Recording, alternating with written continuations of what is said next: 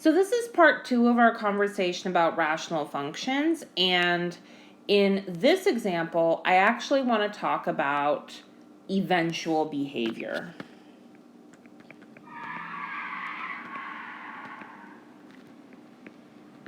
So you might remember from our discussion of polynomial functions that when we say eventual behavior, what we're asking here is what happens as x gets really big, frankly, in both directions. So you'll notice what I wrote there is what happens as x tends towards positive or towards negative infinity. And what I'm going to stress here is before you try to memorize any rules for how this works or any shortcuts, really take the time to do this with tables of values the way that I'm going to do in the next couple of examples. So I actually want to pick up an example that we had in our previous lesson. So let's look at the function 1 over x minus 2. And just like in the previous lesson, I built a table of values as x approaches to 2. I'm going to build a table of values for very large positive values of x and very large negative values of x. So I'm going to call this little table of values x goes to positive infinity. So I'll actually do it horizontally, like so.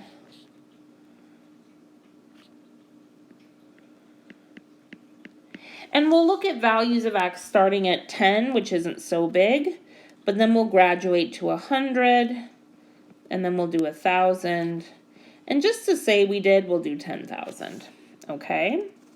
And then here we'll look at what happens as x goes to negative infinity. So what I sort of hope you remember from our conversations about polynomials is that the eventual behavior does not have to be identical on the two sides. So it's always important to look at both.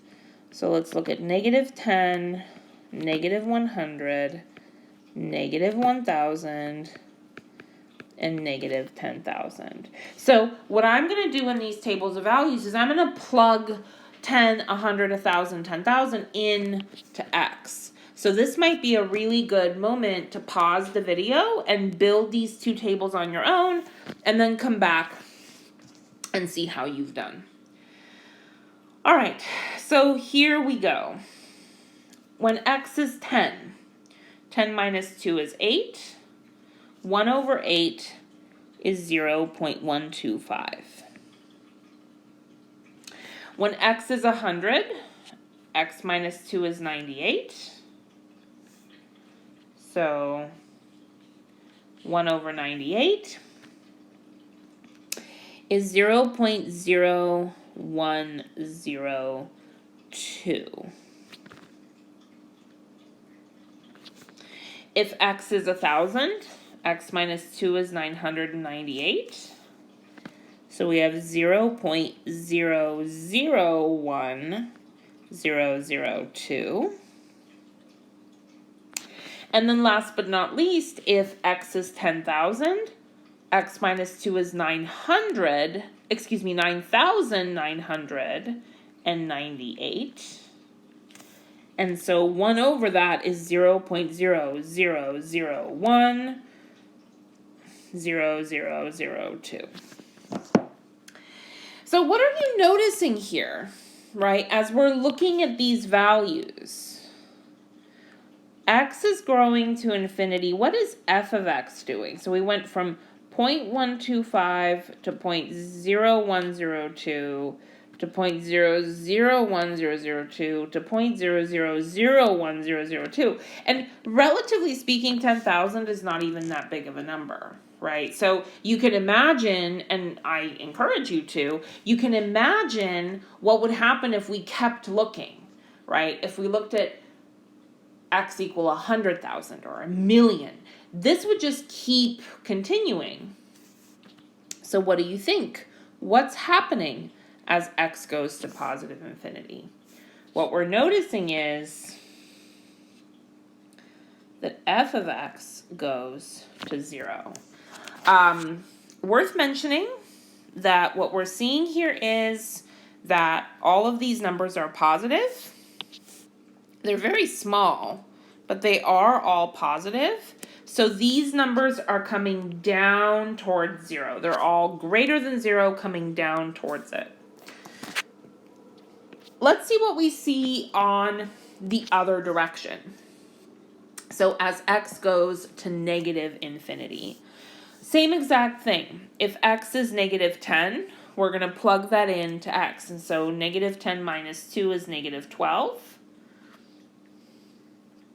So we have 1 over negative 12, which is negative 0.0. I'm just going to write 0.83, like so. If x is negative 100, negative 100 minus 2 is negative 102. 1 over that is negative 0.0098.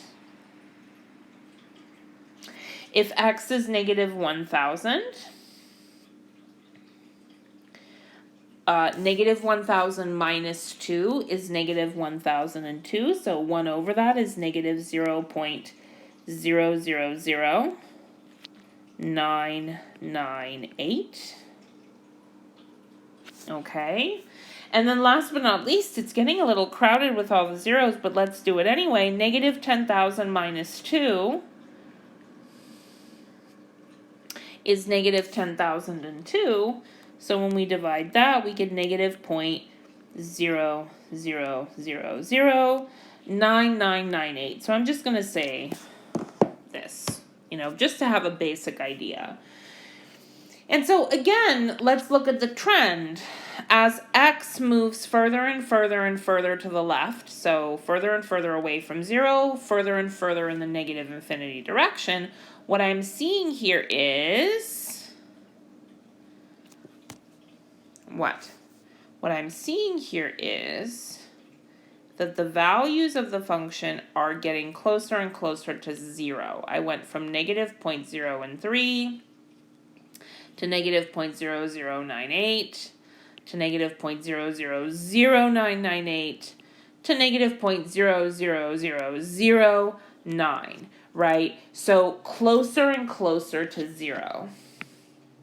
So same behavior, same trend, okay? Now, again, this isn't exactly the thing I want to focus on right now, but what I want you to notice is that all of these numbers are negative, which means that what I'm seeing here is that I'm actually coming up towards 0, right? So I'm seeing kind of this behavior, that all of the numbers are below 0, but they're getting closer and closer and closer to 0. So let's put a definition on the board. Definition.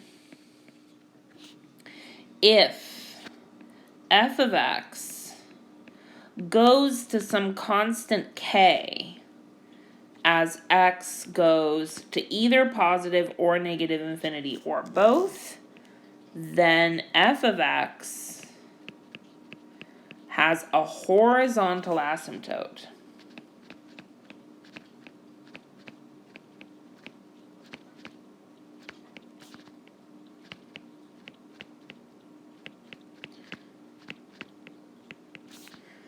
At k, and I'm actually going to write it as a horizontal line, y equals k.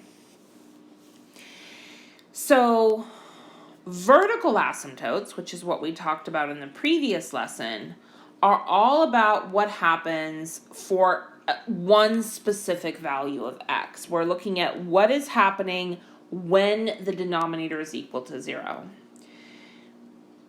Horizontal asymptotes are an example of eventual behavior of the function. So we're not looking at a specific value of x, we're looking at a tendency as x grows really big in the positive direction and as x grows really big in the negative direction.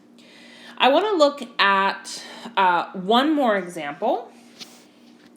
So for this example, let's look at the function f of x is equal to 3x minus 2 over 2x plus 5. Okay? So I'm going to ask you this question. To what will f of x approach as x goes to positive and negative infinity? So I will give you the table of values that I want you to build. So x and f of x. And then you can make these bigger if you'd like, but let's look at what happens when x is 10, when x is 100, when x is 1,000, when x is 10,000. And then in the other direction, let's look at what happens when x is negative 10, negative 100, negative 1,000, and negative 10,000. Okay? So fill these out on your own. So pause the video here and fill these out and try to answer the question, as x is growing beyond all bound, as x is getting further and further away from 0 in the positive direction, what are you noticing about f of x? Kind of like here, we noticed that all of these values were approaching 0. What are you noticing on f of x? What are the values approaching there? And by that exact same token, what do you notice when you look at negative values of x? Okay, so pause the video here. Okay, cool. So now we're coming back. So I'm hoping you paused the video. I'm hoping you took a few minutes to build these tables of values. And what I'm hoping that you noticed was that as x grew beyond all bounds, so as x went to either positive or negative infinity, on both sides, f of x approached 1.5. Okay, so again, I did not take the time in this video to fill out those tables of values. If you want to work through it with me or with Arena, please, by all means, set something up. We will happily work through it with you. But for now, this is where I'll say, so that means that f of x has a horizontal asymptote.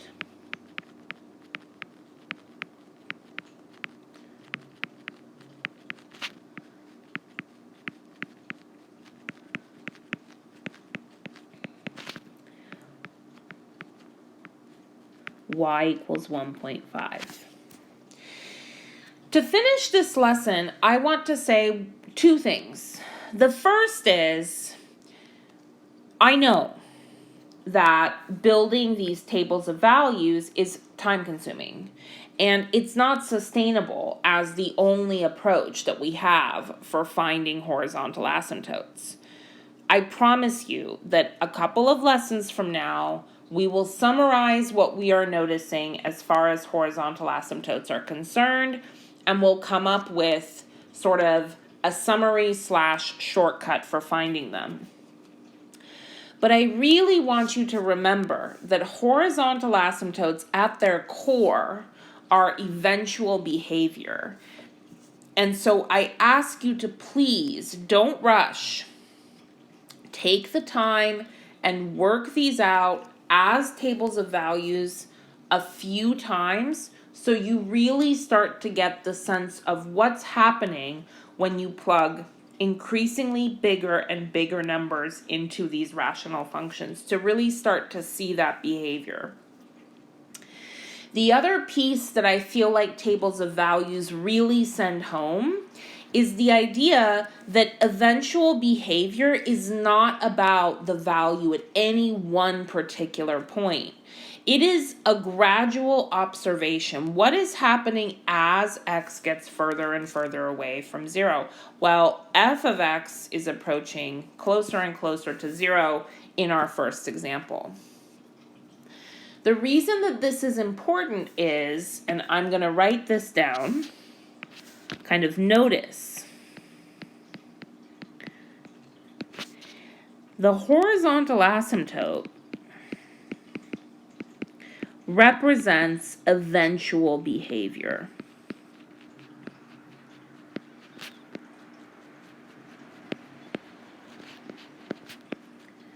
So what I'm saying, for instance, in the second example is that eventually the values that this function take on are going to get closer and closer and closer to 1.5. They're just going to get closer and closer and closer to it without ever getting there.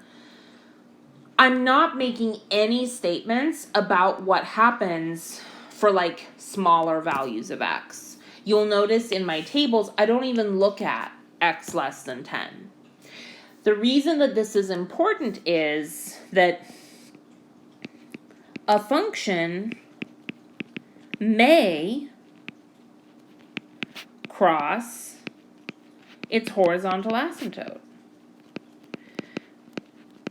So there may be a value of x where the function actually crosses its horizontal asymptote. And this is not weird because a horizontal asymptote is an eventual tendency. So eventually the function kind of settles down and tends towards whatever. 0 in the case of the first function, 1.5 in the case of the second. But it might cross its horizontal asymptote along the way. This is in sharp contrast with vertical asymptotes. Vertical asymptotes happen at a specific point. That point is not in the domain. That value of x is excluded from the domain, so it is not possible to cross a vertical asymptote. But it is possible to cross a horizontal one. So I hope that even though they're the same word, they're both asymptotes, you see that conceptually they're actually quite different from one another. That's the end of this lesson. In the next lesson, we'll start to look at some first basic examples around graphing rational functions.